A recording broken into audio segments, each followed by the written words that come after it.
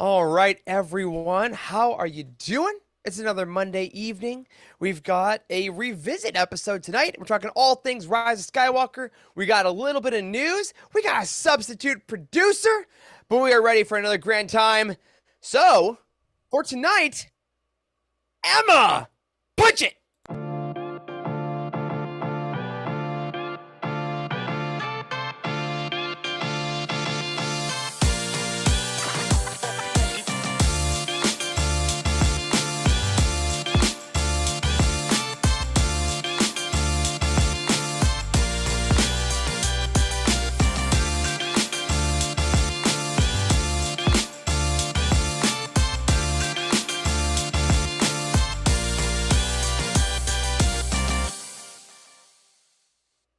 Hello, everyone, and welcome to The Living Force, a UTD Network podcast. Tonight, all about the Rise of Skywalker again. I'm one of your hosts, Eric Eilerson, and joining me, as always, is the full crew, plus a little sub tonight.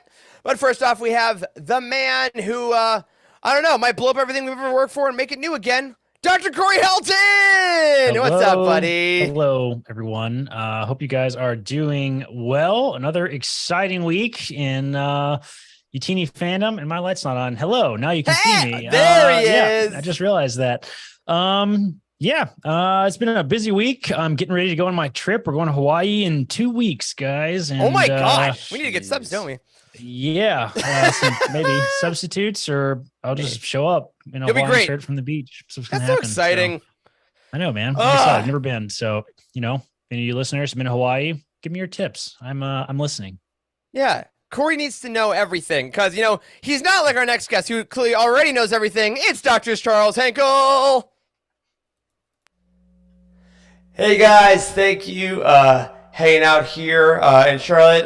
It's going to be a good show tonight. I usually don't change anything, but tonight I changed a little something, as you can see. Pretty happy with the set. Whoa. Bro. What's up? What are you doing? I'm doing the show. We got a show. Dude, Charlotte,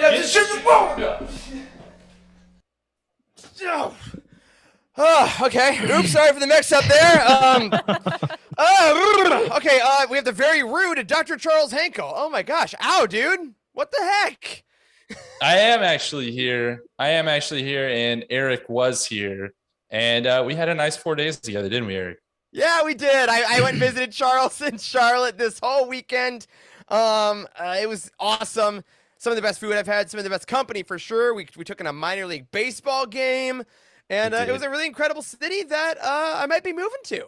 I don't know, but we're gonna see how things fly. But that was a great time. Thank you for hosting, man. It was really lovely to see you. I met Coda, guys, the best dog in the world. It was absolutely lovely. So, dude, thank you so much for your hospitality and for all our audience. If you are listening along, we just had a nice little bit. So if you don't want to watch our visual show, check in a couple minutes in to see what kind of fun we had in Charlotte together. But It's not all fun and games tonight, y'all. It's very serious business because we are under the stern hand and button pressing and lever pulling talents of Emma Park. Welcome, producer Emma. How you doing tonight? Yeah, y'all better watch out. I'm the one pressing the buttons. This could all it could go bad at any moment, really. But yeah, that's all right. That's what it's like when I run it or Wes runs it as well. So exactly. Yeah. I mean, yeah, that's with any producer, really. Just, threatening and, all that stuff, can pull the plug at any moment. But yeah, it's good. It's good. I'm glad to be on this episode. It gave me a reason to pull out this shirt from her universe, which is, I forgot how uncomfortable it was, actually. And I'm only saying that you guys see the stars, right? Yes. These are not like printed on stars. They're like sewn on stars. And oh God! It's itchy. It's itchy. I mean, Ashley Eckstein, what are we doing with that? Come on now. I have to say, Ashley, I love your clothes. I have way too many of them. I wore like a 3-year-old Her Universe shirt when I met her, and she noticed it right away. But, girly, what are we doing with this shirt? That's what I'm saying. But I love you. Well, I am so glad for your sacrifice of shirt, and of course for being on the show. As we said tonight, we are talking all things The Rise of Skywalker. We did rewatch it recently for our Patreon crowd, who will get that later at the end of this week. But we decided to, maybe let's see. It's been a while. the dust has settled. We've been through a whole COVID. So, things have changed since The Rise of Skywalker was released. But before we get to that, a couple things. Number one, hi to everyone watching and listening at home. If you're watching us, make sure you like the video, subscribe to the channel. We have tons of awesome video content being produced on the Utini YouTube channel, a bunch of shorts from all of our live shows. If you need little bite-sized chunks, shout out to our awesome editors on the team who have been taking care of that. It's been super fun. And if you're listening to our audio stuff, hello. Hope you're having a lovely, what do you think, commute, dog walk, our dishwashing crowd, dishwashers. Right, dishwashing crowd. We That's right. see you. We love you. We hope you're doing great. Make sure if you haven't, rate the show on Spotify, Apple Podcasts, Podcatcher, Podbean. I don't know, whatever you listen to it on your Android phone, probably, let's be honest. But we're glad you're here. We got it in the show. A couple Utini updates for you all. We want to do some shout outs to the Princess and the Scoundrel reviews. That came out last week, and the community seemed very stoked for it. Again, as a reminder, you can go to utini.com, check out our written review. Our video review is on this very channel. And our interview with Beth Revis did go up in audio format on all of our feeds. So hopefully if you're listening to us, you checked out our talk with Beth. She's been all over the place this week too. I saw her on Star Wars Explained, Friends of the Force. She's really been kind of making the rounds on loving this book. So congratulations to everyone. And if you've been loving Princess and the Scoundrel, jump into that channel in Discord and let us know. Use the spoiler tags, of course. Everyone's been really great about that, but we always love hearing you all. And as we said earlier, a shout out to our short highlight videos on this channel, especially Jacob and Oz, who I know have been working their tails off to making these good. There's cool thumbnails. They take this nonsense we do in like an hour and a half and condense it, which I think is pretty difficult.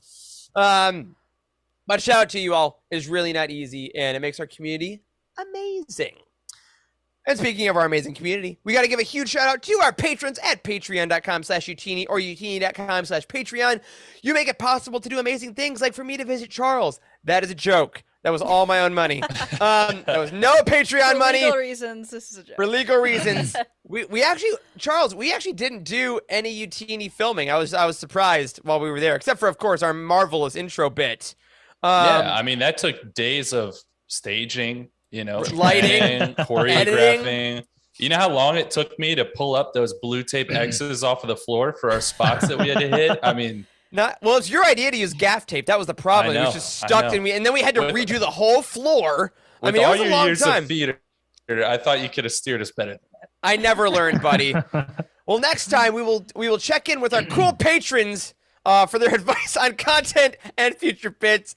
So thank you all. Like we said, our Rise of Skywalker commentary is coming by the end of this week. So I hope you enjoy that. And of course, if you haven't joined us over at Patreon, we have a bunch of different levels, and you get a bunch of different cool rewards. We have a couple new things coming up. Emma, we just premiered a preview of a new thing that's coming up. If you'd like to tell our folks about that.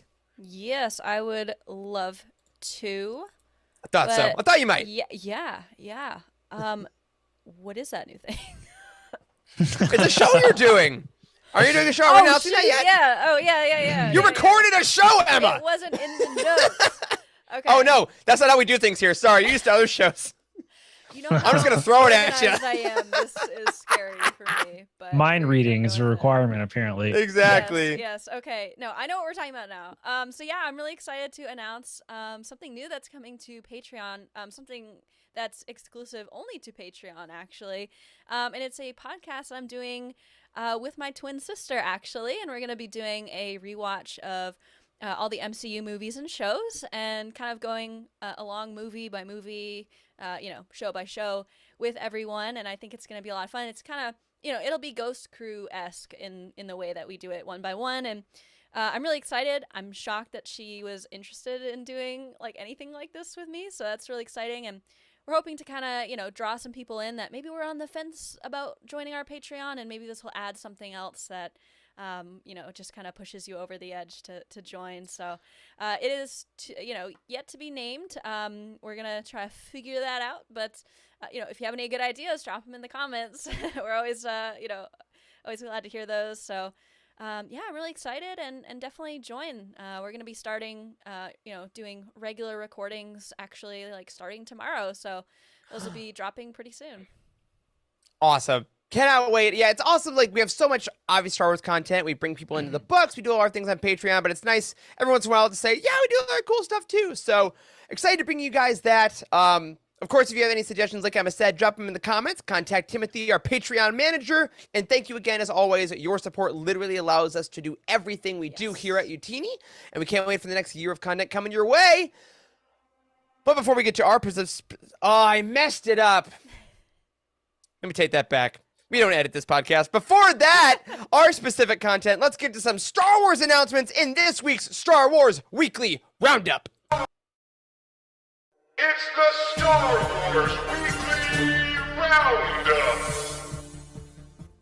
Yes, it is. This week, we have some cool announcements from the world of Star Wars books, including our favorite thing here on the show. Y'all, we got a new book announcement, and I'll be transparent with you. It's not one I saw coming at all. It is Jedi, Battle Scars by Sam Maggs, coming out March 7th, 2023. And y'all, this is a book that takes place between Jedi Fallen Order and Jedi Survivor, featuring one Cal Kestis. Ooh. How'd y'all react to this news? This took me completely by surprise at like 8 a.m.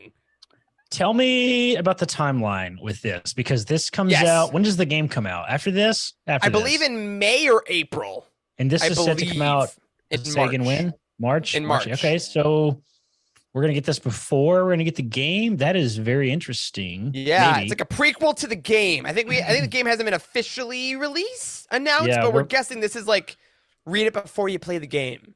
We're playing the game of chance of who's going to be delayed, the book release or the video Oh, game, no! or both. Dude, stop it. Don't even say that. Why not Has both? a game, Both. has a game or a book came out on time in the last 2 years? I'm not really sure. That's true. This Yeah. could be the time to change things, though.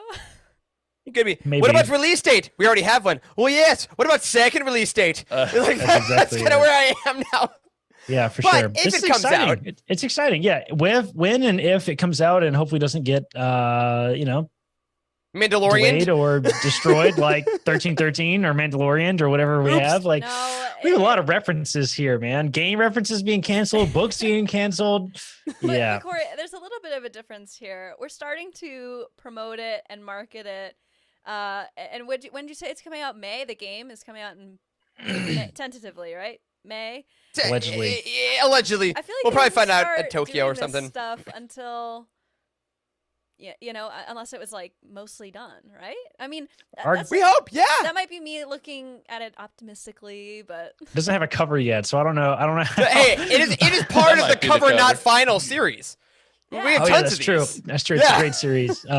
Overall, I think the video game tie-ins have been very good. So like it's been Mhm. fun to like the second Battlefront book was particularly yeah. Inferno excellent. Squad, So, yeah. Yeah. yeah, Inferno Squad was particularly excellent. So, I'm all about this game tie-in stuff, especially if we get like it's about the game character and it's going to tie the Right. tie the two games together. That's awesome. It also kind of gives us some more hints about like maybe the game as well, of like if there's yeah. enough story to be Yeah. told, like with a full-length novel between the first and second game, like Yeah. I wonder how much time is going to have been passed like by the time we get to the game. So that's interesting Yeah. thought. Yeah. So And vice versa, it might pull some of those gamers into the whole Star Wars books universe. Yeah. that's Yeah. true. I mean, Force Unleashed did that, right? Exactly. Yeah, Yeah. that's true. There are whole podcasts out there just about Star Wars video games, right? Maybe it'll drive them to the Star Wars Book Nerds podcast. Exactly. I right. Exactly. Love it. I was And particularly excited about the author announcement because Sam Maggs has done a little bit of stuff writing in Star Wars Adventures, the IDW comics, and I always really liked her issues. So, and she was just at Boston Fan Expo actually, and now I'm like regretting not meeting her. But how was I supposed to know? Yeah, she could be. Well, and of course, she was also the lead writer, and possibly still is the lead writer on the KOTOR remake. Oh, that's right. Yeah. That, as of today, in Bloomberg, I'm literally just reading this. It's not in the outline because I just saw it. Has actually been moved from Aspire Media to Saber Interactive as studio. So it's switching studios because EA and Disney are mad about the delay. So that might still be happening.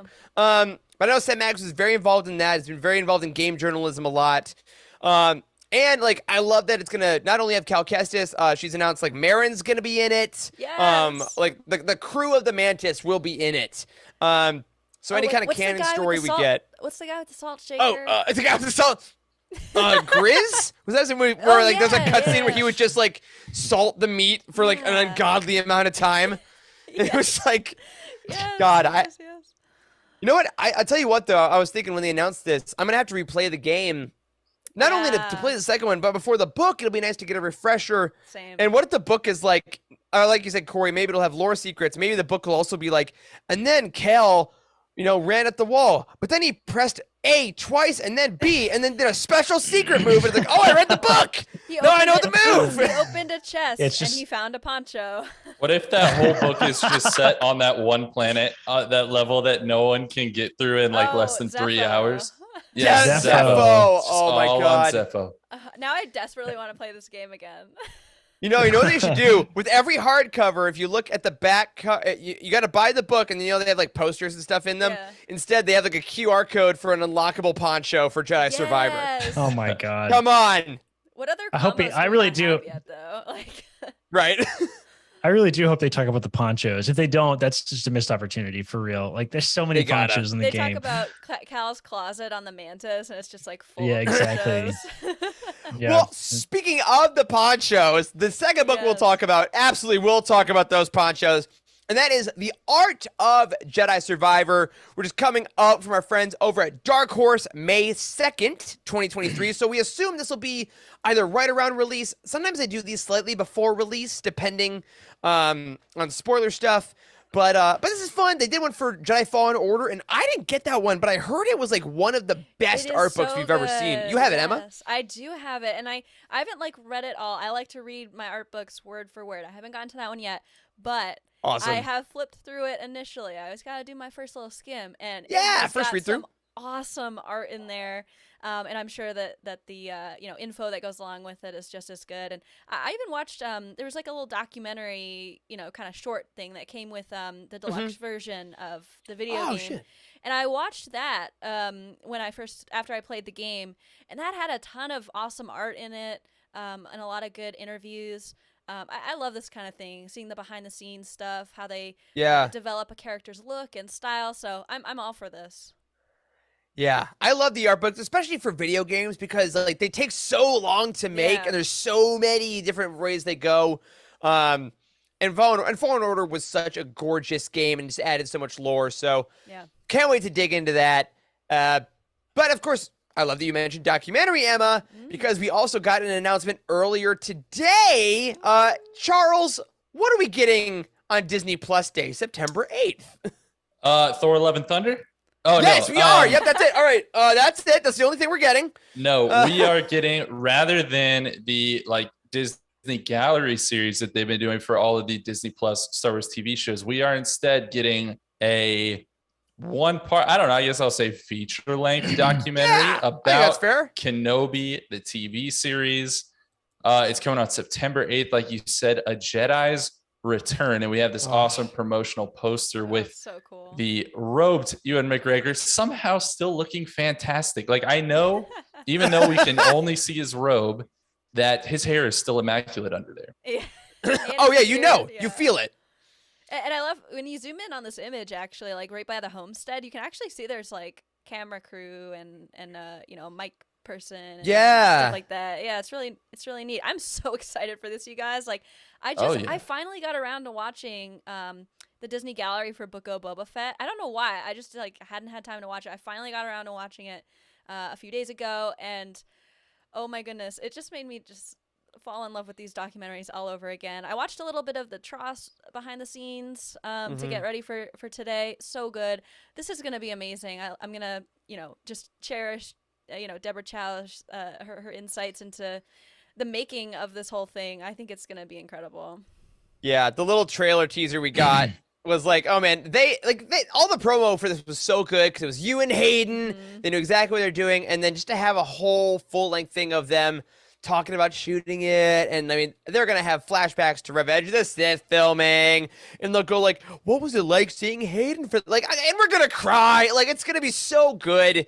And again, knowing now that it's all over and they can show little Leia now, and like we're gonna have interviews with her and her Oh my first days on set, gosh. like, and we're gonna maybe Jimmy Smits will say a thing, and I will be very happy. Just say a word. Just say words. I'm Bail Organa. Yes, you are, Jimmy. Thank you. Moving on. Like, that's all I need.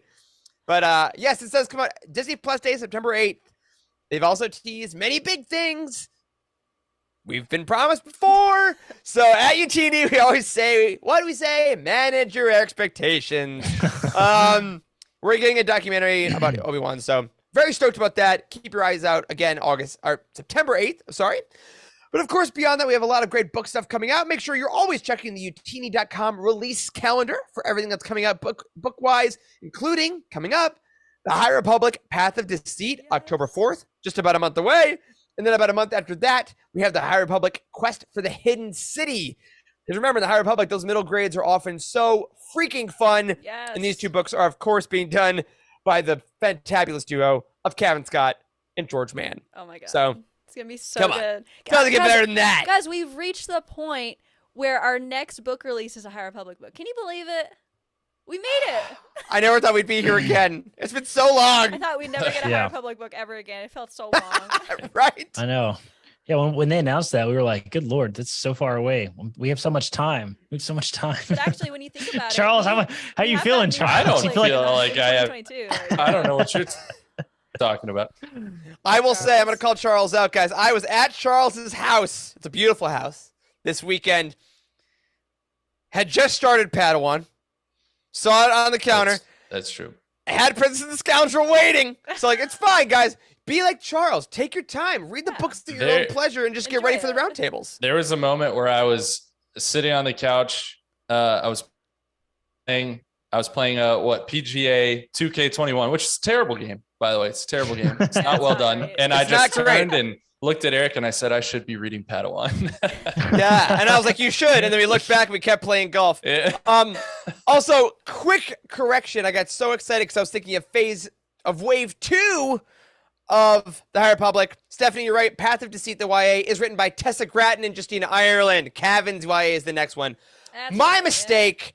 We're getting Tessa and Justina. Tessa, again, a new author. And Justina, Emma, your favorite author Oh in The my High Republic. gosh. Yes, Justina. I mean, listen, they're all great, but Justina has this really special place in my heart. I love her writing so much. Give her everything. I don't even care. Just give her. Yeah, give her maybe more. we'll meet a new character like Mernestra Bow or something. I mean, who's would to not say? Be unhappy with that. Well, those are coming up. Can't wait for that. But of course, recently, last week, we got The Princess and the Scoundrel. So we got the reviews out, but some of you in the community have already finished it.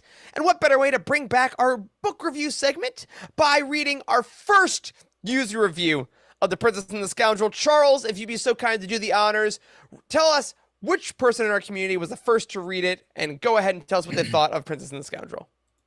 Yeah, it's been a while, but it looks like we're back with the book reviews, and our good friend Lando read The Princess and the Scoundrel and gave it 4 stars, said the closest I'll ever get to being on the Halcyon. That's a commentary Real, on how expensive real. it is. All right. Lando says, I love the Endor stuff. The more time we spend on Endor, and every time I watch R2TJ, the more I love Endor and the Ewoks and the Forest vibe. The wedding and everything was incredible. It reminded me a lot of Shattered Empire, and rightfully so, as it is directly referenced. The book takes a bit of a dip once they actually board the Halcyon, and it becomes more of a Han and Leia ignoring each other, but wanting to be together. And it did feel a bit like, let's tour the Halcyon, but notably to a far lesser degree than either of the Galaxy's Edge tie-in books. Those felt more like guided tours tied up in a story, where this feels like a brief pit stop. Once the story gets to the ice planet and the events there unfold, it feels like some of the legend stories post RTJ, where an Imperial hideout is doing some bad stuff and the heroes take them out. This will inevitably be compared to Courtship, and while I think Courtship went all out on the crazy adventure on Dathomir, this book was emotionally invested in its characters and a whole lot less problematic at the same time. So we love to see it. no Absolutely. shade to Legends. Not Jared, at all? don't at Lando in the chat when he says Courtship. If you're listening, he's referring to Courtship of Princess Leia, the Legends novel. So yeah, cool. I'm excited for it once I finish Padawan. Yeah, Yeah, great review. You got it, Lando. man. I definitely Yes. agree with the Shattered Empire, notes in there. I think that's a great call, and I'm glad that Beth also, mentioned it. It's a great feeling having those comics and books tie together. Yeah. I said in the review, I was very surprised at how much into the politics Beth really went in that book to show, like, yeah, it's a honeymoon. It's like, yeah, but it's a honeymoon after they blew up a space station that a fascist leader was on. Like, there's some problems going on. Like, Vader is smoking over there, guys. Like, this is still a thing. So it was so much fun reading. Along those lines, Eric. Please Give Beth Revis a Mon Mothma book, please. Oh yeah. Yeah. Yeah. You know what? I'll even jump on that as well. Give more of the show's books. Yes. I think the experiment has succeeded. We did it, guys. The shows are happening. Yeah. Hey, Brian, what's up, Pig Milk? Yeah, like let's say here, maybe we want to do Mando books. We wanted to wait. Maybe we didn't want to do Maybe we didn't want to do Obi-Wan books. Okay, here's the deal. We're all watching the shows. Okay, we love the shows. They're great. Put some tie-ins on there, more than like the Mando comic is out. It's fine. It's Mando and comic. That's all right. But like taking Mon Mothma, especially, again, haven't seen Andor yet, but I can only assume there's a lot of her story we can tell. So cannot wait for that. Fabulous outfits, more political intrigue. Maybe a team-up book between her and Bail. Maybe that's what we need. Emma, you're a guest on this show. You've come here and got my heart all flutter with Bail Organa and Mon Mothma. That would be great. Overall, though, speaking of thirst traps and horniness, Lando, thank you for your review of The Princess and the Scoundrel. And again, if anyone you have read The Princess and the Scoundrel or any other books, go to utini.com and leave a community review. We are trying to get back into that habit and automation of reading some book reviews on the show. We really do love seeing what you think of these books because we're just a few folks. You are the community. You are the people reading these. So let us hear what you think. Help your other readers find their next Star Wars read over at utini.com. Thank you so much. Alrighty. Main part of the showtime, y'all. Every saga must end. No, every story ends. The saga lives forever. The saga lives forever, right? What are you saying? What are you saying? The final trailer. The saga will end. I don't know. Kill the saga will end. I don't know. The dead Kill this bit. The dead speak. Okay, we're talking TROS. All right, here we go. Later.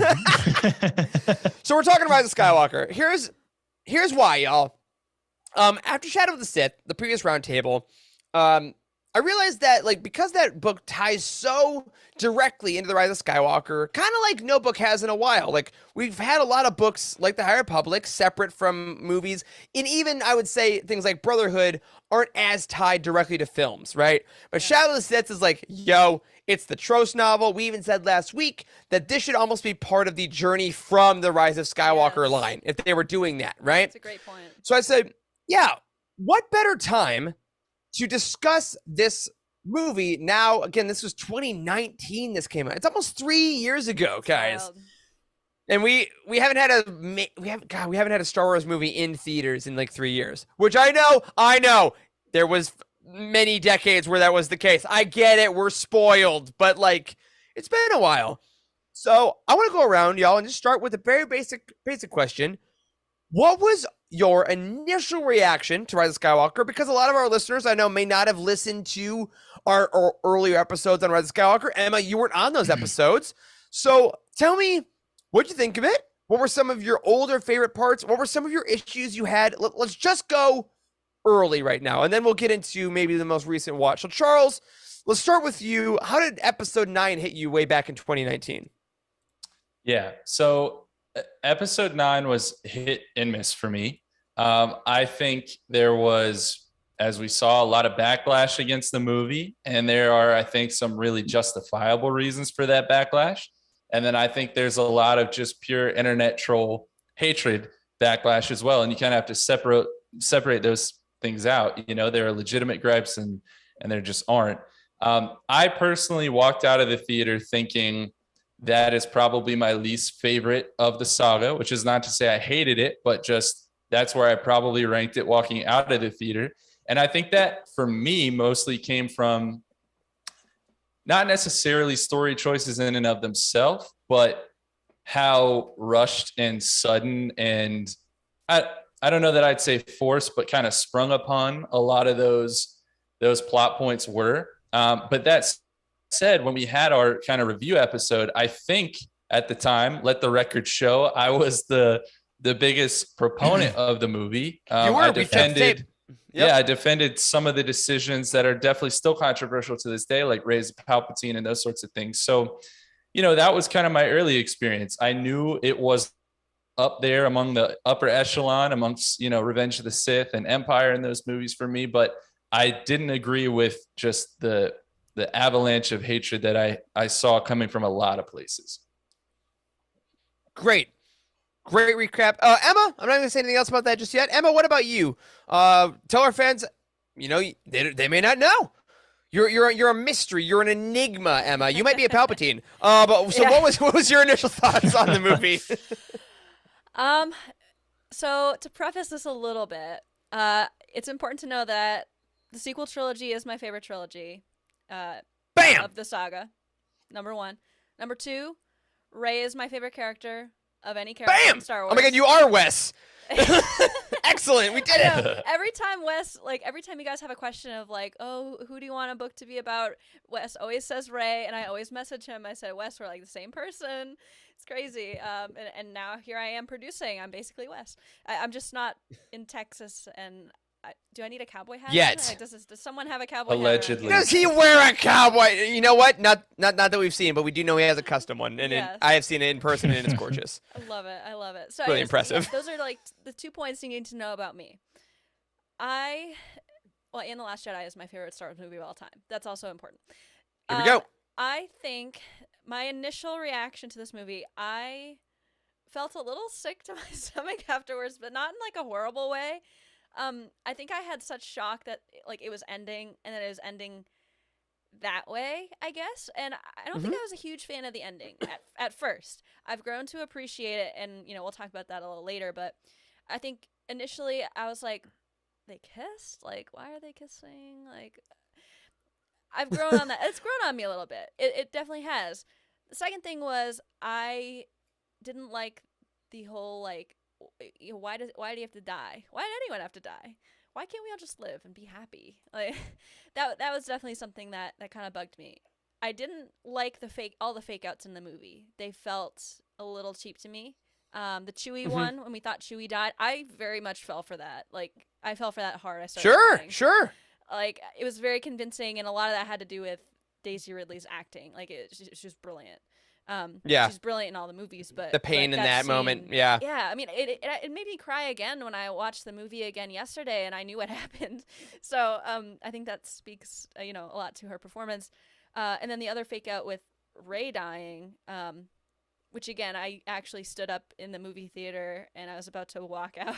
I was mad. I had a very visceral reaction to that. And you're decently tall, Emma. People may not know this. That's a powerful move. Yeah. It is, yeah. It's not like Corey standing up in theater. Oh my God. Yes. It was right there. It was there. You had to. You had to do it. So, yeah, but I did, I won't speak on the negatives too much more. The last kind of big issue I had with it was the Rey as a Palpatine thing. That really did not sit well with me. It still doesn't sit well with me. But here's my take on it. That was a decision that the movie makers made. And that wasn't a decision that Rey, the character, made. And that was just something she kind of had to go through, And we can be angry about it, right? But we shouldn't we shouldn't put that on the events of the movie. Because that was just a decision that the movie makers made. That's just my take on it. I understand the other feelings on it, but I really kind of had to think about it because Rey is such an important character to me. She's what brought me back to Star Wars, with in the Force Awakens, with the whole forcing the lightsaber over to her, that was a changing moment for me. I've talked about that multiple times on many different Utini shows, and so when I found that out, that definitely hurt because a lot of her character to me is about her being a nobody. And then to find out that she's suddenly a somebody felt very sudden, and it felt very much like what people... Let me backtrack. It felt like what people in the negative crowd wanted. The people that were calling her Mary Sue. Yeah. It felt very pandery to me. And yeah, so however, positives. I enjoyed the dynamic between the three characters. Poe, Finn, and Rey. You could really tell that they had bonded throughout the trilogy, and I really loved seeing that. I thought that Ben's character was handled really well, except for dying at the end. I liked seeing his evolution of like, I don't want to do this anymore. Like I want to be myself and all that good stuff. Generally, I think that there's a lot of positives. I didn't think that it was my least favorite at the end, and I still don't think it's my least favorite. I think it's in my bottom half, but not by a whole lot. And it's still an enjoyable movie. I had fun watching it again, and it's a fun movie too. It is. It's fast paced. There's a lot of humor. I laughed so hard at all the 3PO parts. Still, he has a great time in this movie. Like it's so good. And Lando is great. Yeah, I mean, I definitely have mixed emotions. I think a lot of people feel that way, and it's hard to kind of spell them out here all in one thing. But there's positives and negatives. But I like to frame the negatives in more of a way that the characters didn't choose that. That's just how their journey went and how the movie makers decided to do that. Some people might think that that's being like a shill or something. If you think that checks in the mail from Disney, of course, as we know. Oh yeah, I mean, you can tell I'm filthy rich from. But yeah, I mean, it's good. I'm excited to talk about it tonight. Because I'm glad I watched it again. It had been a while, and I think a lot of it had to do with the negativity around it, because I felt like, wait, why am I enjoying this movie and no one else is? Like, oh. So, yeah, I'm definitely looking forward to the discussion. Definitely. Yeah, it can be tough to kind of double guess your own enjoyment of something. Yeah, definitely. Which is interesting. But again, we all have our own individual experiences as it begins. Corey, I know obviously you were on that episode a couple years ago. So let's go back to that time again at this point. 2019, Corey, not a huge fan of the film. But what were your kind of condensed thoughts about Rise of Skywalker? Condensed thoughts? Movie sucked. Next question. No, okay. Slightly less condensed. A little more water into that condensed milk. Just kidding. Yeah, I'm just kidding.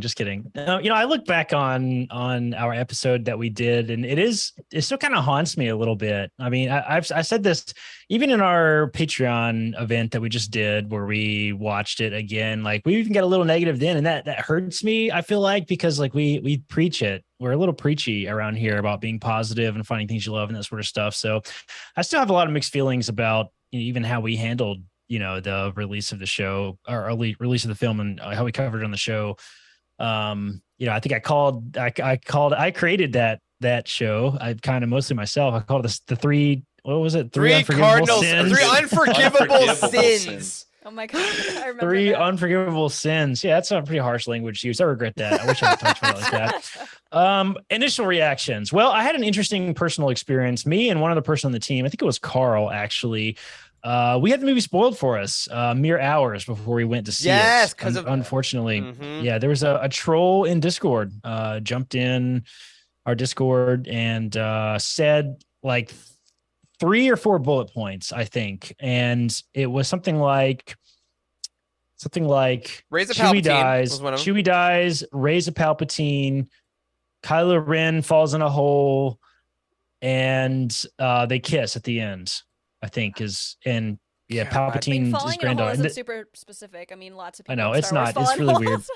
weird. It's super weird. But anyway, so that happened, and I remember, seeing that, and business mindset. All right, we got to delete this, and we deleted it within seconds. I mean, it was live on our Discord for literally 15 seconds, and I deleted it and then disabled invites to our Discord that day so nobody else could come in and get it spoiled. I don't think anybody else saw it. I think it was literally just me and Carl. And I remember dealing with that and the stress of that situation of like trying to, look out for our Discord community and members and stuff. And then I finished it, I fixed it, and remember just sitting there feeling this weird knot building up in my stomach of, I went through this like grief process of like, nah, there's no way that's true. This is just a troll. Oh dear. What if it is true? Oh shit. It is probably true. Oh no, these are not good plot points. I walked into the theater doing this sort of denial thing in my head a little bit about like trying to manage the expectations, but not really being able to manage the expectations because major plot points had been spoiled for me. And right. like we had seen enough in the trailers and online at that point to know that those things were probably true, what that guy posted and stuff. And so I was really nervous going into the movie. And I think I posted a long thing too, actually, in Slack about, or Discord or something about, it's the final movie in the trilogy, try to manage your expectations, whatever.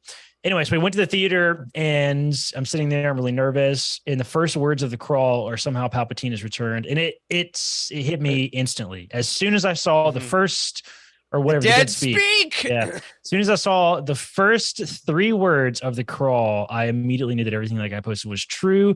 And I was trying to come to terms with that for the first 20 minutes of the film, which admittedly at breakneck speed, and arguably the worst part of the entire movie is the first 20 minutes.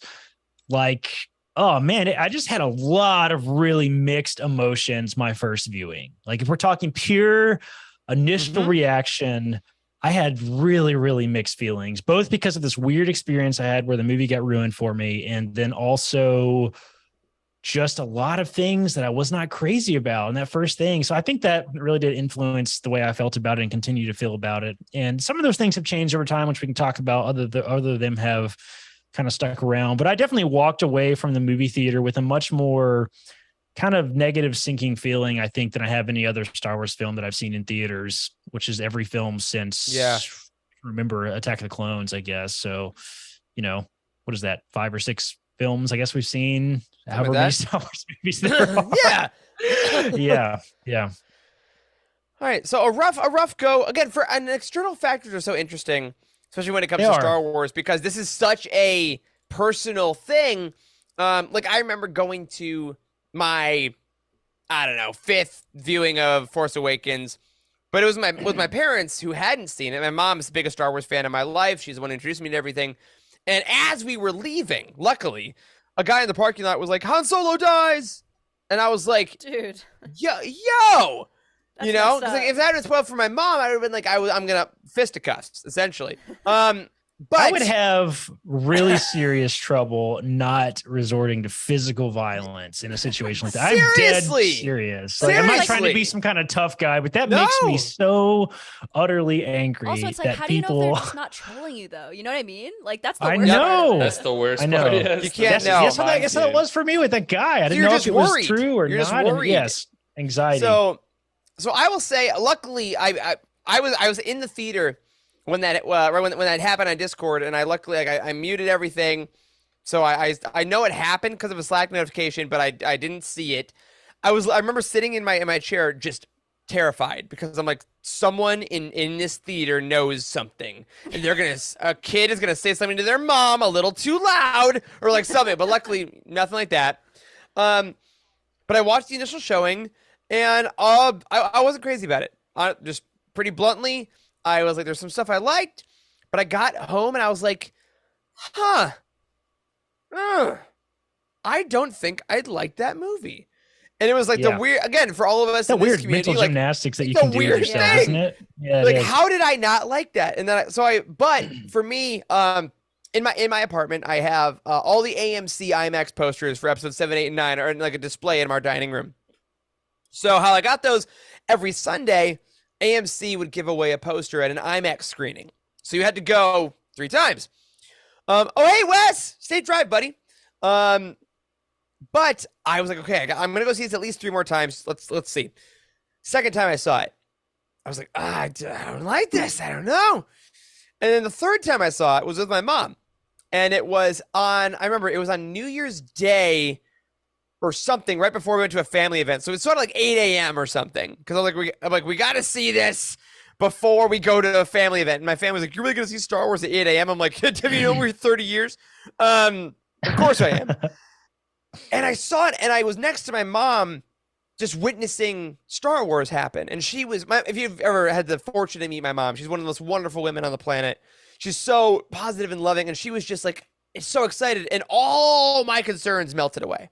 Aw, And I was Yeah. like, love that. huh, interesting. And then I saw it a couple more times and myself, and then they kind of came back. So I had a very tumultuous relationship with this movie, I will say, because I found a certain pocket where I could just watch it. The Raids Palpatine thing, I promised word for word one of my best friends before that week. I was like, "There's no way they'll do it. Don't worry." And Yeah, I she was don't do next that to anymore me because Yeah. of in that this theater. movie. And I was Like, like, oh my God. well, sorry, I guess they did. But I will say, other than the Rose thing, which I do want to talk about, and we talked Yes. about a lot in our first episode, mention the that, Rose yes. erasure.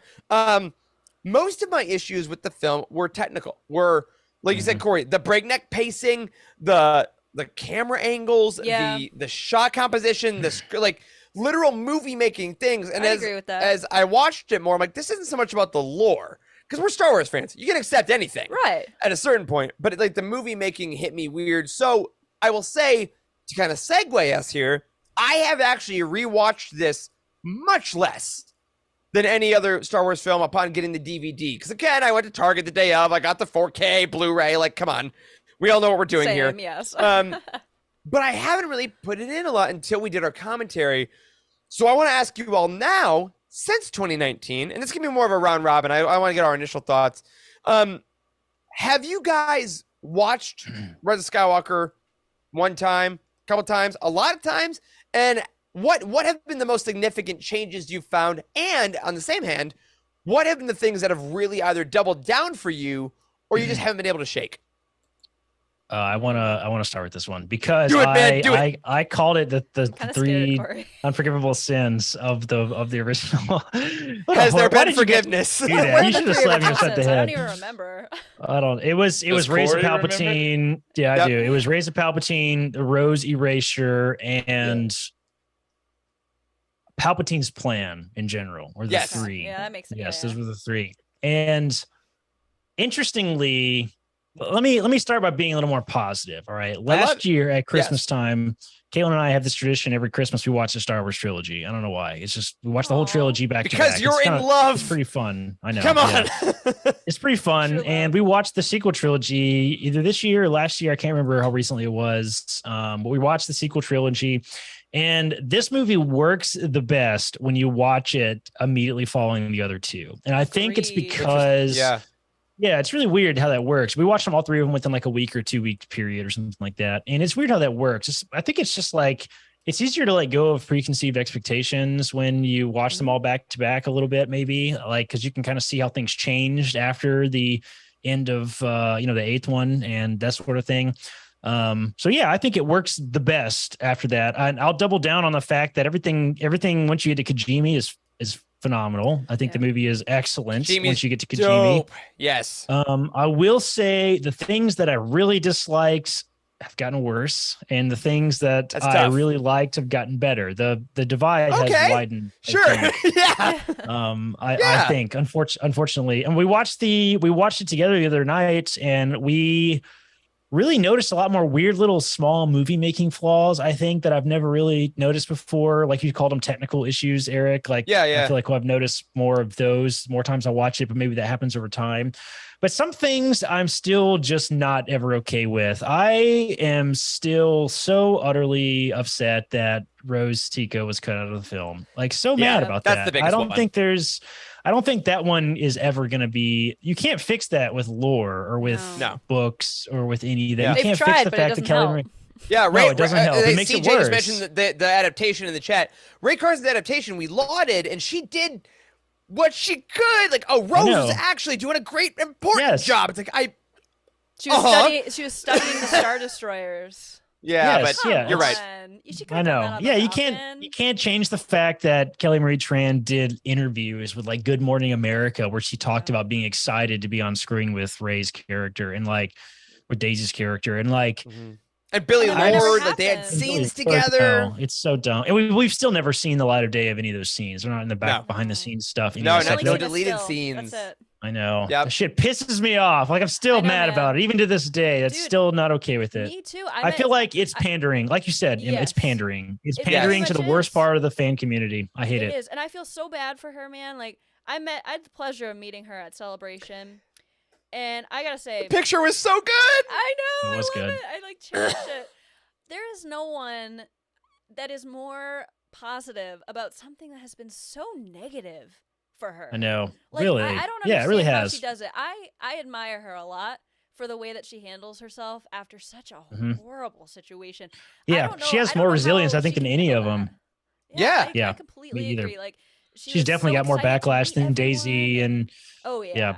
oh Mhm. yeah. So I respect her a lot. I really hope that, you know, when the day comes that we do something after episode 9, I really hope she's involved. She deserves it more than anyone. Yeah.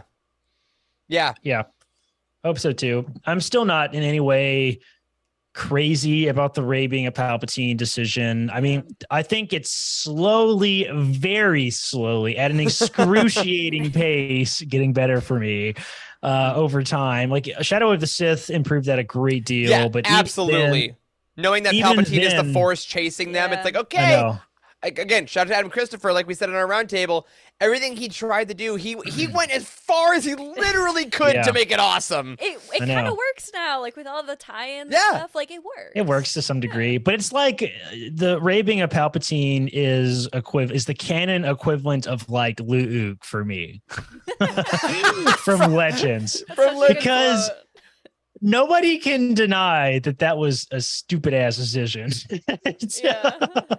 To Oh, clone Tim's on. Luke and just add an extra U. I'm sorry, man. Tim, you are Luke! absolute. That's what Timothy it was. Zahn is the absolute goat, and that is arguably the worst story decision that's ever happened in Star Wars literature. I stand by that, and that's how I treat the Palpatine thing.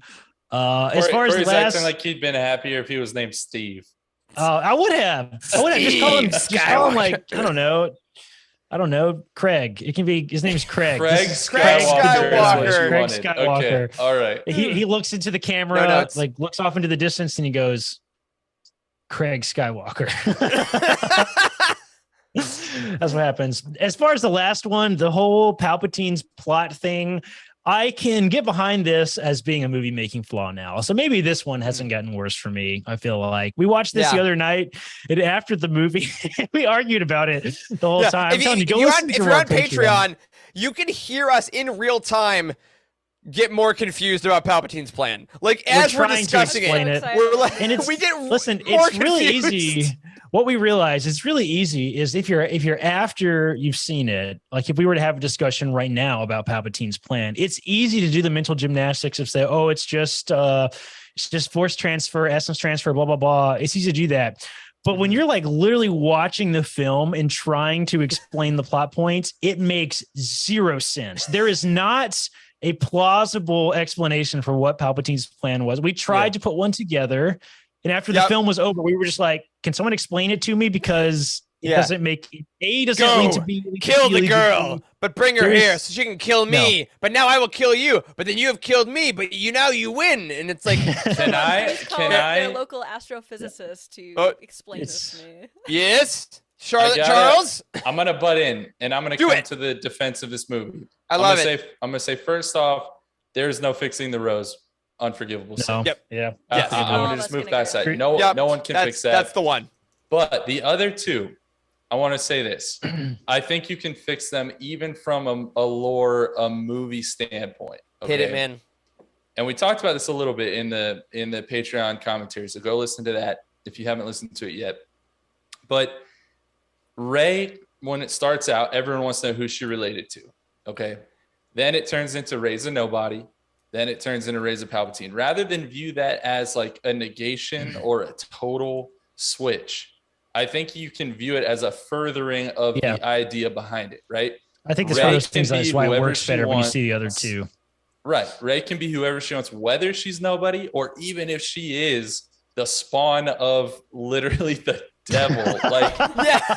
so if you approach it from that angle, it actually can work really well, even if that's not what you wanted going into the movie. Yeah, So that's I can my get behind defense of that. that plot I point. agree that 100%.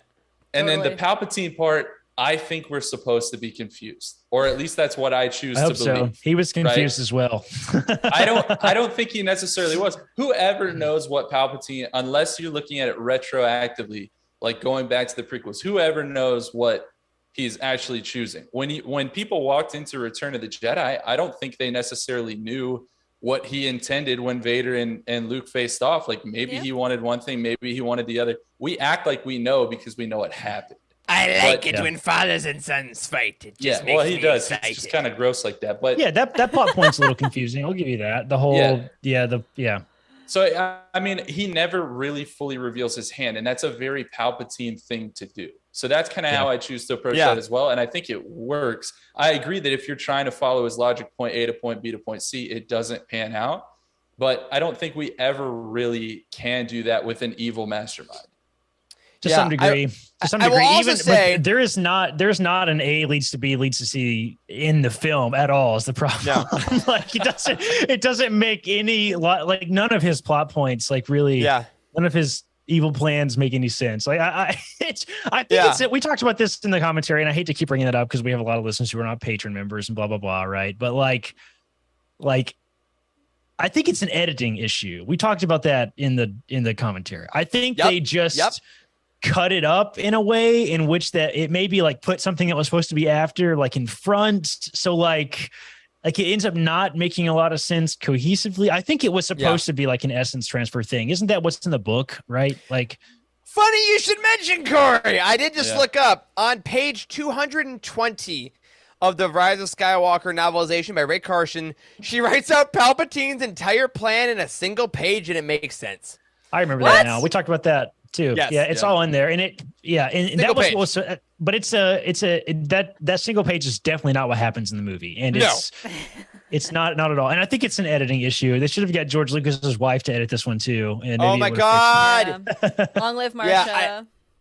And I think that's a key thing that we are privileged in this community to have the supplemental material like Shadow of the Sith, like the novelization, where we can kind of like put that stuff in. And that's why I think I'm kind of in Corey's boat, where the things I like about the film, especially from a lore perspective, have increased, but thereby the technical issues have also kind of decreased because I now see, this is kind of what you were going for. This is kind of what it could have been. I wish this story was told in a slightly different way. I see the story. I like that you say that because I think the biggest problem is the delivery of the material. It's not necessarily the material itself. Well, we started off with like the worst marketing decision in the history of Star Wars. I was going to say, this is a great comment in the chat. Yes, revealing the fact that Palpatine's alive with Fortnite. Oh my God. Tell me a worse decision that's ever been made. If Poe Dameron had done the gritty, I think that would have been worse. Poe just comes out like Christ. That was just. I remember when that happened, we didn't really even notice it. Do you guys remember that? Like, we barely talked about it. And this is what we do. That type of stuff isn't really that consequential. Okay. Like, no, I know. Like, we never watched it, but then after we all saw the movie, we were like, wait, did they announce that Palpatine was alive in Fortnite? No, we just couldn't believe it. It was so utterly shocking. I would love to have been in the board meeting where that decision was made. Yeah. Or Fortnite was like, here, we'll give you this much money. And they're like, no, add it to zero. How about now? I can't believe it. Add a zero. That's the big reveal. Like, I feel like of the whole movie. And like, I don't know. If his speech that was in Fortnite was in the movie, I think it hits different. I agree. And I think because you're totally right, because there is a scene potentially where like we're in the Falcon or whatever with Poe, or they come back from their mission. And then all of a sudden, as they're talking, this broadcast starts going off and everyone looks up and you hear Palpatine's words.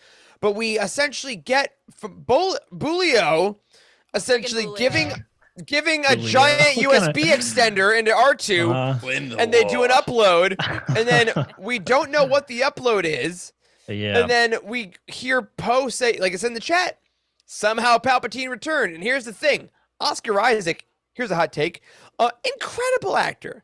Juilliard trained, magnificent actor. Yeah. My guy puts everything he possibly can into the line. and because he knows he has to push the story forward, and I think It still that's sucks. where The line is terrible, Yeah. and all of us like it makes you kind of cringe and roll your eyes a little bit at it. And I think part of that is because it was done in Fortnite. Part of it was just because it just feels so rushed. It's like, it's what I'm saying. Like the first 20 minutes Rushed move is at the word. utterly That's the word. breakneck speed. Yeah. Truly. That's exactly it. And here's as an apology to our listeners who are not in our Patreon community. I'll tell you something a question that I asked in the commentary that I think is important. If they had broken this movie up into part 1 and part 2, like they did with like the Deathly Hallows for Harry Potter, would it have been better? And I think it probably would have been, whether or not you like that decision, because rather than force all this stuff in there and just make you accept it, and the whole drinking from a fire hose that you feel like you're doing at the beginning of that movie, it lets it all breathe the way that the novel lets it all breathe. Exactly. Because the novel takes you hours and hours and hours to digest, and it takes that time to tell that story. Whether it's like, and I think also we said on the commentary, I'll give this away for free too, is the tease of what we talk about. Like, I think a lot of it comes from one of the problems we had originally with the film is that, whether intentional or not, episode 9 does ignore and or go back on a lot of the stuff that The Last Jedi sets up. And when you do that, you have to essentially make an episode 8.5 and episode 9 at the same time. But of course that's hard. So whether they could have taken more from that, whether or not, and I think that's one of the things, again, in the years since, we've had so much great content that has taken its time to develop. I mean, let's be clear. What if the High Republic, we knew nothing. So they took a bunch of books to craft the world, to make the characters, introduce the plot, like really took a lot of time there. And I think even in the original trilogy and the prequel trilogy, like, we didn't know what Tatooine was. We didn't know what Coruscant was in the Jedi Council. We'd never seen them before. But there's just something, whether you like those movies better or not, in the time it takes to craft the story.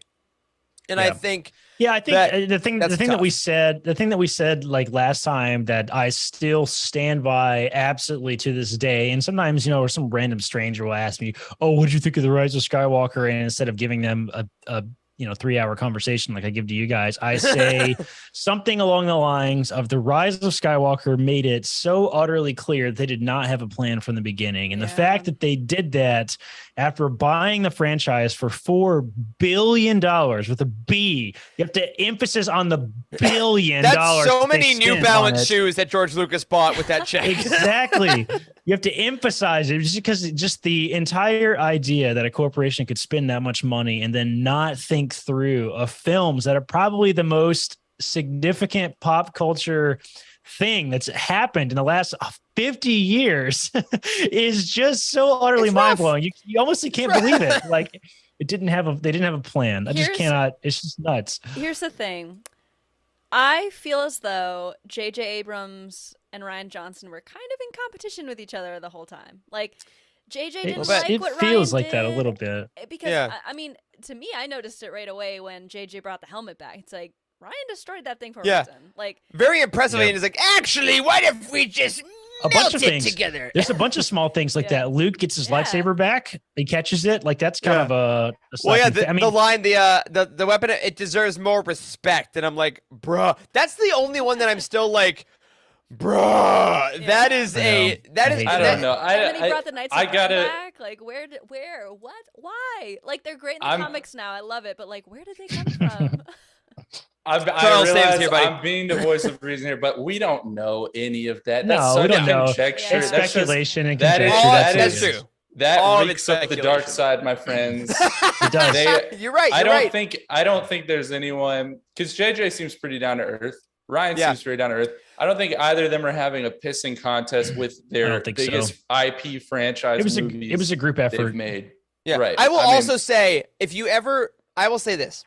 If there's ever a question about how much the people making Rise of Skywalker love the franchise, watch the documentary. I forget what it's called. Oh my god! Yes. The main documentary of all the films that they do now, like the director in the Jedi was the Last Jedi's one. Legacy or something like that. Yeah, I think it's that one. Yeah. Like, it is. Chris Terrio and J.J. Abrams say a lot about it. It's a beautiful documentary, and I remember after watching that when the movie came out, I was like, there were other forces here because these guys really did love the thing they were making, Yeah. and I think that does. Yeah, the we TROS wanna one make makes sure you that feel doesn't get lost.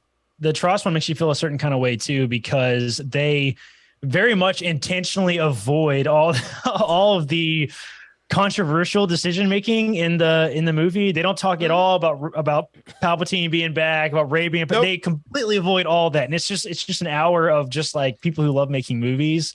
Yeah. And it's just like it's about great how to excited watch. they all are to work on Star Wars. Like it really does make you feel good.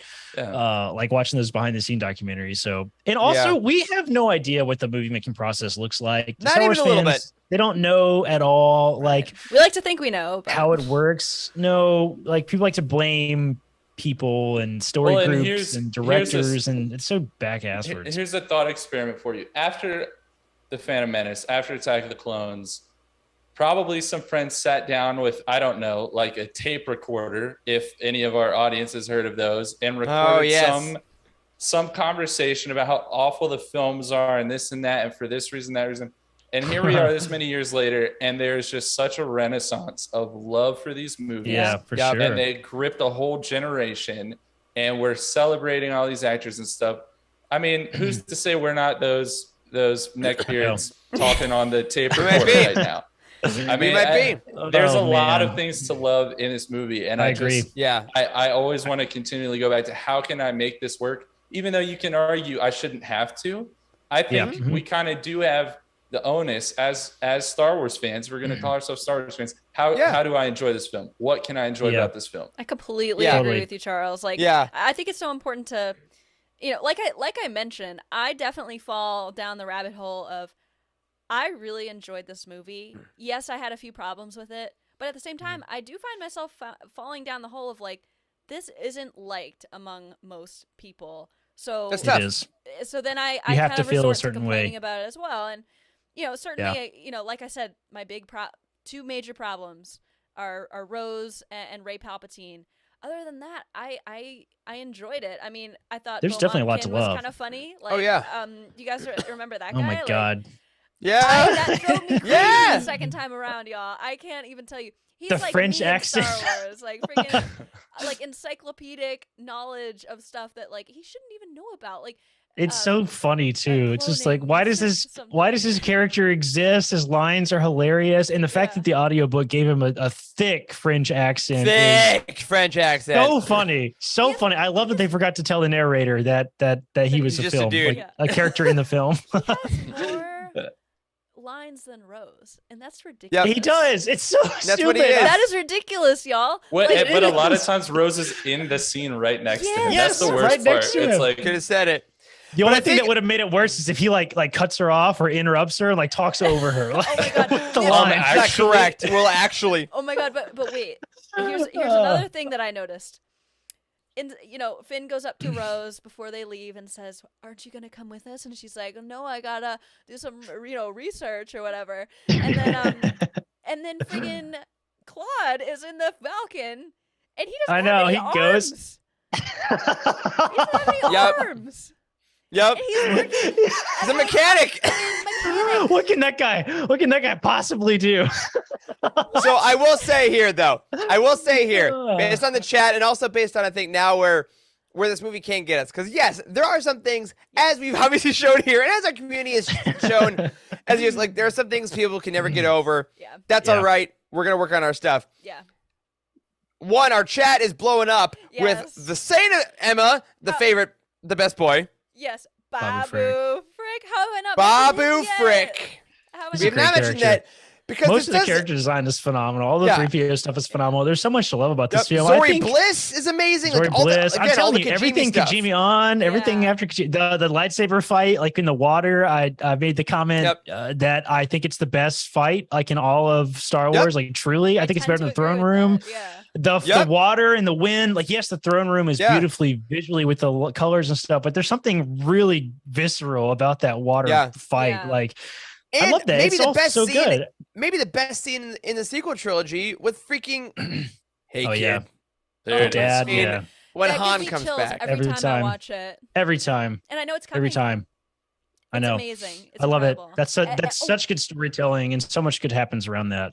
And the Yeah. dark Rey stuff. Oh my god, how chilling Yeah, is that was really good. Get the I'm little telling you, visions everything. there. I mean, listen, of your bullet point list of all the plot points that are in this film, it's just like, oh, until you get to Kojimi, and then it's just like Right. everything Hell is yeah, let's beautiful go. until you Goes get to up the from last there. like 10 Yeah. minutes Yeah. of the film, and then like, yeah, so much good stuff happens. I think But that's you know, because there was no groundwork in it. I So know. if there was Yeah. just some Yeah. groundwork. yeah, you know, Charles, I think you really hit the nail on the head when you say that like we've had this like renaissance around the prequel trilogy, because like I think it's for a number of reasons. I think one, we all have nostalgia about it too, and I think kids Yep. have a certain nostalgia about the films. Like, you know, seeing all the little Rays walking around Celebration will Yes. absolutely make you feel a certain kind of way. Like it's one just of the best memories of my life. Is, Seeing a is little girl seeing dressed that as in Rey, real life. and then the Rey, you know, working at like Disneyland or something. I mean, oh my god, Yeah. you can't it beat melts your that. heart. It's so good. And the fact So that those good. kids are going to grow up and like, oh, they loved it. They loved the Rise of Skywalker. They love the story of Rey being a bad guy, but also a good guy. Like they love that stuff. So, Yeah. you know, I think there's that part of the Renaissance, and there's also just the really obvious, we get to fill in the gaps with lore, and that inadvertently makes it better. It can't really Yeah. fix a lot of it, but like, I mean, I don't have any negative feelings about any of Hayden Christensen's like performance Me in neither. in the prequel trilogy anymore. But I certainly would have at some point. Like, but now we have the Clone Wars TV show and all these Yeah. books and all this storytelling and like Yeah. I think when the movie becomes like a small drop in the bucket of all the story, it suddenly has less weight than it did when Yeah. it first came You out. just So see the great parts. exactly. Yeah, I- you get that tunnel vision. It's great. Man, real quick, Insane Membrane just actively got me choked up reading a comment because I did not think about this. Something I love the Han and Ben scene because you know the reason Harrison Ford came back is because he had to come back for Carrie. Oh And god. because all the Yeah. I will say the Carrie stuff in the movie, like I get why they did it. Yeah. It does take me out because and this is my own brain, all I see is the earlier scenes I that know. I know she shot to get Yeah, that me shot, too. and I completely taken out. But she is so around that film because yeah, you're right. Harrison Ford, he's not coming back to do Han Solo. He's done. Who cares? He's good. And then Stephanie's saying the more I see that scene, the more obvious it becomes that Han is Leia's projection. And I'm like, what a beautiful idea that she is reaching out to Mhm. to That her was good. son through her husband. And like there's so many things like that are just like that really just make me feel that I completely see how this film is. The technical issues I have are the technical issues. That's what it's going to Yeah. be. But like you're saying, the lore of it as time goes on is really going to stick. And I think that's I think so. we just got to kind of put it on the shelf Rey, you know what I and mean? let it. Yeah. That was so Mhm. special. Yeah. Yeah. That was Like, all I'm just- good. It Like hurts. I'm gonna It let this sucks. sit It's for like, a while it's- and let it sink in, and Yeah. then just kind of appreciate it from afar. And that's I think my Yeah. future. I think the tragedy of Carrie Fisher is just totally overshadows the film, and every scene that she's Yeah. in, like it hurts, man. Like Yeah. I will say, the first time I saw it, I got pretty misty eyed when we sat in the theater and the credits roll, and they roll for a couple seconds, and then it says like in memory of Carrie Fisher or something like that. Yeah, like our princess, I think it says. it Yeah. sucks, man. It freaking sucks that this movie had to happen the way that it did, and like it's just Yeah. like I can't bring myself to say anything negative, I guess, about all the Carrie stuff. Like, yeah, it's noticeable, but it's technical, and I'm just Yeah. like, But it's Carrie. I totally agree. honestly, it's a miracle that they made it work at all. Like I the know. Yeah. dialogue for the part Absolutely. does work. Like the scenes and the shots do work. It's clear that all of the VFX people like really put a ton of work into Yeah. making those scenes look good, and they really killed it. I mean, I think they did a fantastic job of the way that they portrayed Carrie, and I love that Yeah. Billy Lord got to Oh, I like hug her or know. something, like in a Be in a scene, scene with her, and- talk to Yeah. her. Yeah, And it's she got to like yeah, that portray was- her yeah. like in that flashback, the training flashback. Yeah. Yeah, I, that's right. and I think I will say, as we're kind of like coming to the end here a little bit, Rise of Skywalker is kind of unique to any other movie I'll see, almost in the same way that Avengers Endgame is in a certain way, because Rise of Skywalker, every single person going into that movie theater knew a couple things. One, they knew Carrie Fisher had died, but Leia did not. So what are they going to do? That was a universal fact. Two, they knew this was going to end a 40-year saga somehow. and like there was just you couldn't help but have those weights. Like there's no way you watch this without having a meta thought. You can't just watch this as a movie. Same as an Endgame. You walk in and you're like, this is the end of this chapter of Marvel movies. I know this. And like there is such a unique experience to that a lot of great movies don't need. It's fine. And I truly don't think I will ever be able to fully take myself away from that, even in 30, 40 years. Because even though Revenge of the Sith kind of ended Star Wars, like I don't know. I feel like there was still like understanding. Maybe there'd be 7, 8, 9. The TV shows were gonna go, but like Rise of Skywalker, there was just something about it, and it might be because of Carrie and Harrison and Mark, like that being the end. But I wonder if that will both help and hurt it as the years go on. You know, like this isn't just a movie. I would love to speculate for a second, and because you guys have heard my sort of businessy take on the whole like marketing this as being the end of the Skywalker saga and stuff. You can remember, how you heard me talking about that before. It's like, it's kind of goofy that they marketed it that way because like we had seen no evidence that this was the quote unquote end of the Skywalker. It was weird that they did it. And it felt like they did that late. And anyway, whatever. Speculation for a second. Real talk. How is the franchise going to move forward from this? Are we truly done with this saga, with these characters and with the episode format? That seems so unlikely to me. No, I don't think so. You don't have 3 at this point superstars with Oscar Isaac and Daisy Ridley and John Boyega, and then just like drop them. Like, just leave the characters. I mean, all three of them have had relatively negative things to say about their experience participating in Star Wars. Which really, like, especially John Boyega.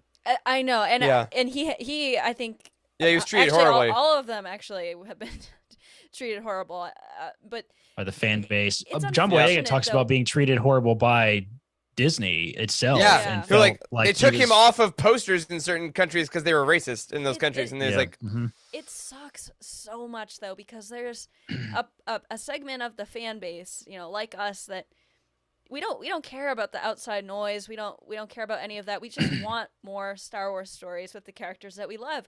And they're absolutely included. I don't think it matters what we think on this movie. I think I can speak for everyone when I say that. I don't think anyone cares about what we thought about the Rise of Skywalker. Only that we want more stories from these characters because we love these characters and we've grown to love them. Yeah. So realistically, give me a number. What's your over under? Your percentage? What do you think the realistic likelihood is that we're going to get an episode 10 in our lifetime, and it's going to be featuring Daisy Ridley, John Boyega? I will say 2 parts. 1, 70% chance that we get 10, 11, 12. That it features those 3, 30%. I think there's another time jump. And I think it is, and maybe it's old Rey doing Jedi, but I think that the only way to do it is to to start something new. Because I think that as of right now, the future of Star Wars for the next 10 years, and I might be wrong. Again, was it August 22nd, 2022? I'm saying it now.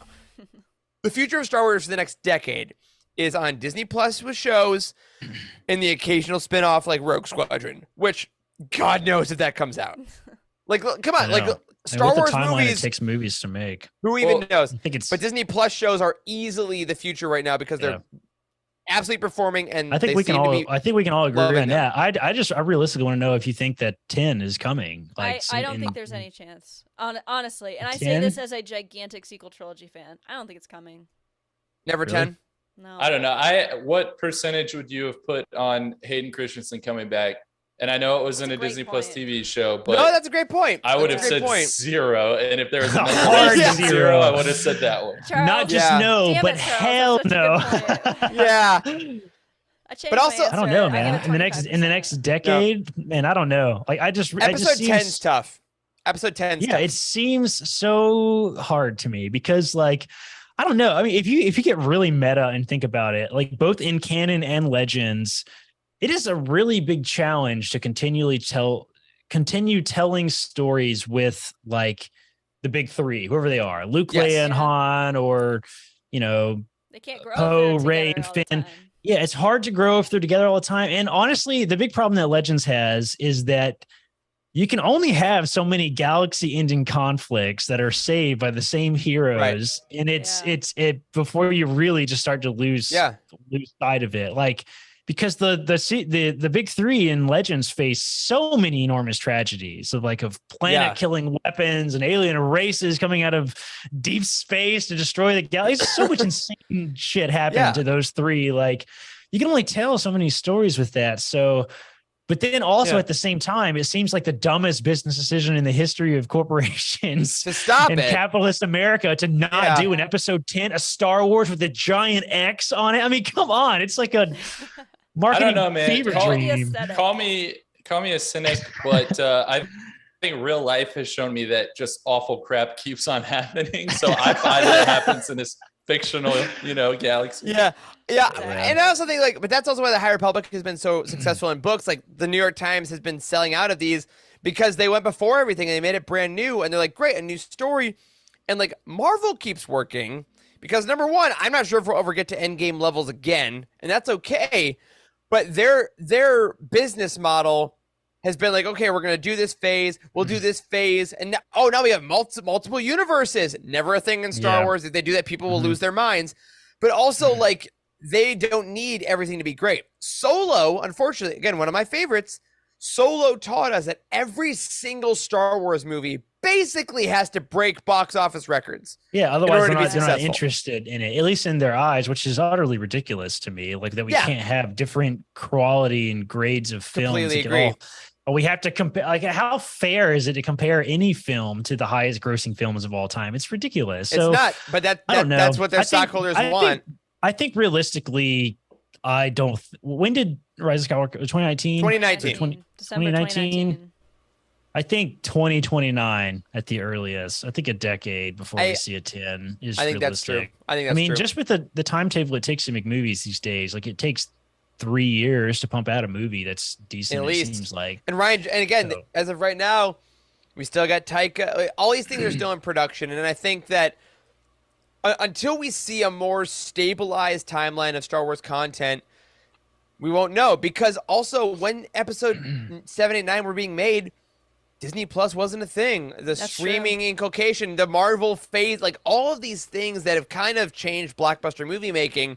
Again, with the exception of Top Gun Maverick, which is just like, I'm gonna make a movie and make $1 billion. Screw you. Yeah. It really does seem like it does seem like they're really sort of pushing management of Star Wars storytelling into Jon Favreau and Dave Filoni's arms in a lot of ways too. So, I mean, I wouldn't really be surprised if they eventually get the franchise essentially the way Kathleen Kennedy has in some role. And I don't know what that looks like. What does the Filoni-verse version of Star Wars Episode 10 look like? I don't know. I think it's I don't know. It just seems like we're in a really weird place. Like it seems like the Saga series is at such a weird place. Like I think I totally agree that it's obvious that the future of Star Wars is in TV for the foreseeable future, but like I don't know how the hell they can possibly reboot from The Rise of Skywalker.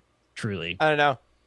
And we don't know. And I think I'll be excited to see what happens because they can't go without making films for too long. Yeah. But overall, I think it's clear, based on our chat tonight, which, oh my gosh, how illuminating. And how we've all gone through so many phases with this film. But also with the community about, because this film gets talked about still all the time, is that I think this is one of the more tumultuous endings. In Star Wars easily. Yeah. Return of the Jedi, Revenge of the Sith. Both from a storytelling perspective and from a meta movie making perspective. I feel like we have concluded in a very weird place. Like for the actors, for the plot, it's weird. We ended on a very negative note. I feel like from a corporate standpoint, from a business movie making standpoint, it's like Game of Thrones a little bit. To a lesser extent, but yeah, it is. I mean, we were really optimistic when 7 rolled around. We're like, they could have taken more risk, but the film was great.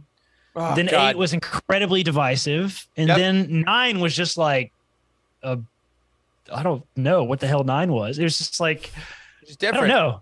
It's different. And like, I don't know how we move forward from this. Truly. I am excited that we get the opportunity to tell more stories in the vacuum that the Rise of Skywalker created. And Yes.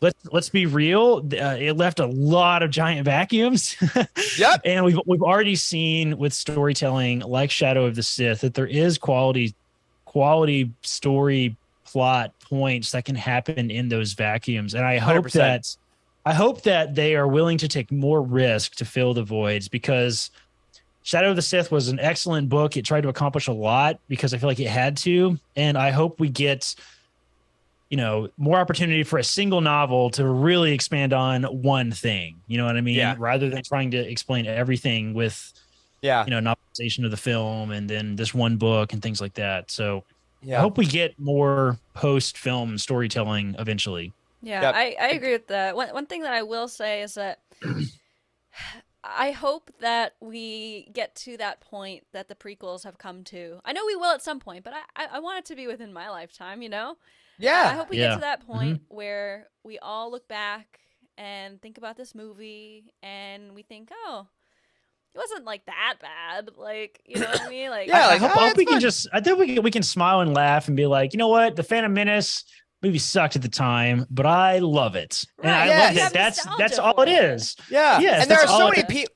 Yeah. And there are so many people I even saw when we tweeted about this show, and I see in the chat tonight that like really love this film. And that's like Yeah. yeah. the point of every movie is to love every movie. And that's so exciting. And I think that as time goes on, whether you like it, whether you don't, whether you're finding other stories that you like about it that help you out, or whether you're just waiting for that next Rey solo novel to find out what she does with that yellow lightsaber. Yeah, I saw you chat. That lightsaber is amazing. Like, It is. we're going to find. Yes, Emma! You just had that so readily Yes! available. I've been waiting to like show this off. Been Like, waiting on it. Seriously, this lightsaber, y'all, so cool. When we all saw that, I think we all like unanimously freaked out. I We were know. like, it turned Yeah. I really wish blue, she had built and it earlier. Yeah, I know. And I wish I we wish she had got to see fight her with it build and stuff. You know what I mean? Like that Yeah. would have been cool. Yeah. I think, No, it's a great one. Is it okay? Can I just speak on this scene for a second? Wait, hold on, Emma. Give me a Yes. second. Hold on. All right, now I am ready. Oh, Please talk about the lightsaber. Twinsies! We're Wait, the give me a second. Wait, Skywalker give me- twins! Give me a second. Oh, never I, mind. I have Oh, this bottle. Hold on. Yeah, there you go. For the audio listener, hold on. Let me do it. It's Okay. yellow. All right, so for our audio listeners, what just happened? Emma brought out her Rey lightsaber, and then I brought out Yes, my Rey we lightsaber. got it from the and then context Charles clues. brought nothing. And then Corey brought All right, it up. Emma, speak on this lightsaber that is stupidly heavy. Oh, yes, I agree with that. This lightsaber, I think, is like the perfect way to kind of, if we had to close Rey's story, I think it's the perfect way to close her story. It shows Yeah. that she learned a lesson. She grew. It turns blue and then green and then yellow and maybe some purple. Who knows? I don't know still. Mace Windu's alive, confirmed. It shows that like she is listening to her Jedi past. You know, the Yes. history of the Jedi. Be with me. That scene hit me so hard. I messaged the guys yesterday when I was watching this. It actually made me cry this weekend. The be with me and the voices and Mhm. I mean we didn't even mention this, but y'all, those voices. There's Kanan and Ahsoka. Friggin' Mace Freaking Windu. Ayla Sakura's in there. Ayla Sakura. I think Yeah. Galia's in there. Like Yep. wild, bro. Like Ashley Eckstein's voice is in a Star Wars Saga movie. This is insane. Yeah. That scene is so powerful, and I think to me is by far my favorite thing that has come out of the movie. Is that you can draw inspiration from the past, and like what Charles was saying earlier, even though you come from evil, you know, you're not nothing, but you don't come from good. Rather, you come from like the evilest evil. You can still choose to be good, but in order to do that, you're gonna need to learn some lessons and draw on some inspiration. And she does that, and that takes a lot Yeah. of work and a lot of strength and a lot of power. And then she just stands up, crosses those lightsabers, and I am all the Jedi, and it's just like, dude, it's such a good scene. I just, Yeah. I mean, I could like Yeah. rave about that this whole time. If it wasn't clear before, I love this movie. I fall into the trap of kind of crapping on it. Besides my Yeah. two like legitimate points, Yeah. I think, and I think there's so many special things that you can find in it if you just look at it in a way that it wasn't Rey's choice to be a Palpatine, and it wasn't the movie's choice for her to be a Palpatine. It was the movie maker's choice for her to be a Palpatine, and we shouldn't be mad at her for that, or Yeah. anyone in the movie Yeah. for that. Yeah, I will also say Charles Soule had a great point recently on Twitter or an interview, because we know because he's amazing. He's now part of like the people that steer Star Wars storytelling as a whole. And he said something about story choices in Star Wars, because everyone's going to have something they don't agree with. And this is aside from the technical stuff we talked about, aside from the meta stuff, the history of Star Wars, as it were. If we were reading a history of a galaxy far, far away, which essentially we are, right? We're reading the journals of the Wills, if you will. Whatever happened in this history. And if you as a Star Wars fan can just get to that point of just, this did happen. It's not because of blankety blank. It's not because of story decisions. It's like, no, this is what the history says, and then react to the reaction to it. So like Rey being a Palpatine isn't like a decision or isn't arguable. Like, nope, this is the history. Great. My favorite character, Rey, now has this part of her history. That's it. And there's kind of like a weird piece that comes with that once you get to that point of accepting these stories are just what happened in their lives. Yeah. And you may not like every part of it, and that's okay. You don't like every part of anyone you know's life, but you still love them. Yeah, I think that's kind of where we're all trying to get as Star Wars fans. That's kind of where it's at its best. that's Yeah, that's a fantastic point. And to go back to what Emma said about how powerful the scene is for her and how it evoked tears even this time through when she knew what was coming. How many things out there give you that kind of a high? Yeah. How many things Mhm. out there get Yep. you that Can't count it excited? on one hand. Yep. Right. So if we approach these movies, and this movie in particular, the way we approach these films, let's focus and celebrate the fact that it can do that for you, because again, it Yes. is rare and it is special. And I think we are lucky to have the story, whether you agree with this or that or any of it, Yep. Boom. You put it. I think that's a great point. perfectly. Yeah, and really good point in the chat here, just to kind of round us down. The Rey Who line, on Tatooine at the end. I think we can all agree that it was silly and it was definitely trying to get a point across, right? But that being said, the whole Rey Skywalker thing, definitely divisive among the more negative crowds.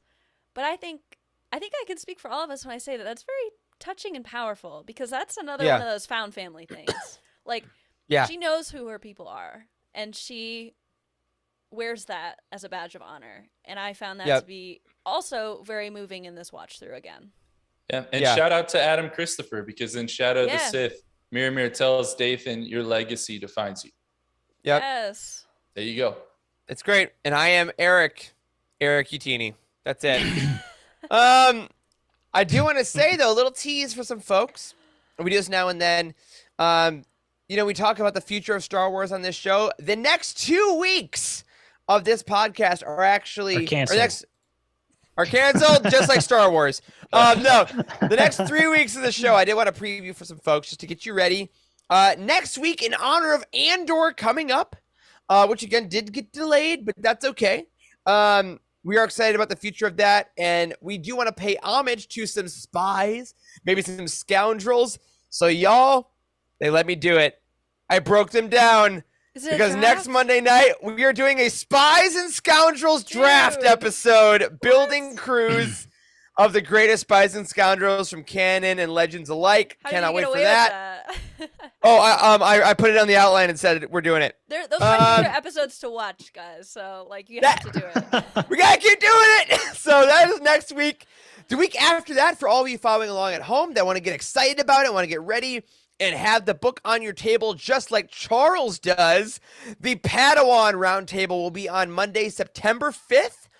We'll be talking about that. It will be a one-part roundtable, but we'll be talking about all our usual stuff that we do about this lovely YA book. Again, check out our review if you haven't. And after that, on September 12th, we're doing an Andor preview show. Come on, Andor's coming, y'all. We're gonna actually talk about it the believe that. whole time. It's literally Um, less than a month away. Can you crazy. freaking believe that? Cassian Andor. I just cannot believe these live shows are really sneaking up on us. It's Yeah. it's Yeah. They're starting to crazy. become the new book, right? Like they're just Yes. sneaking up on us. And of course, if you know anything about Utini, you know that when there's a new show, there's a new bounty hunt. So we'll be bringing you back. We're not sure yet because there's Chex Watch 3 full mother episodes coming out day 1. We'll see how we handle that. But those are your next 3 weeks at Utini and Living Force. Of course, we have all our other amazing shows, both on Patreon and our live YouTube channel. And your audio listeners, keep checking out everything we have to offer on this network. And for all your further questions, you can check out utini.com. Before we get out of here, I want to give a special thank you to Emma jumping into the West seat. Not easy at all, but you did it with grace. Even Sans Texas heat. Thank you guys for having me. It's always fun. Always a pleasure. We're going to have you on so many more times. And keep telling these guys the draft episodes are fun. And we're going to keep doing them. Sure will. But I want to say to all of you, thank you for hanging out and talking to us again about this film that we are working through. If you love this film, that's amazing. If you're having trouble with this film, that's all right. We're all Star Wars fans. We all love this galaxy. And my gosh, there's always something new coming. But on that note, my friends, that will do it for this week's episode of The Living Force. If you support us on Patreon, thank you so much. Head over to your Patreon feed later this week and check out our full commentary on The Rise of Skywalker. It's never too late to join either. Head over to utini.com/Patreon or patreon.com/utini. You get episodes of The Ghost Crew. You get episodes of The Untitled Marvel Show. You get commentaries. You get early access to this very show. All kinds of great stuff over there. A special thank you goes out to Brian Dooley, Patrick Ortiz, Earl Q, Robert Thomas, and Carl Sander on our Jedi High Council, and Elizabeth Cloutier and Sally and Chris Eilerson on our Alliance High Command. You can find us on Twitter. I'm at Eric Eilerson. Corey is at Corey M. Helton. Charles is at C. Hankel. Emma is at Irma Jedi 26. And Wes is in Iowa and will get his shout out when he returns. A special thank you to Matt Davenport, our amazing editor, Ryan, our graphic designer extraordinaire, and Wes, our community manager, and Emma, our producer for the night. Thanks to Corey, Charles, and Emma for potting with me tonight. Thanks to all of you for tuning in, watching, and listening. And as always, may the Force be with you. You're a Palpatine.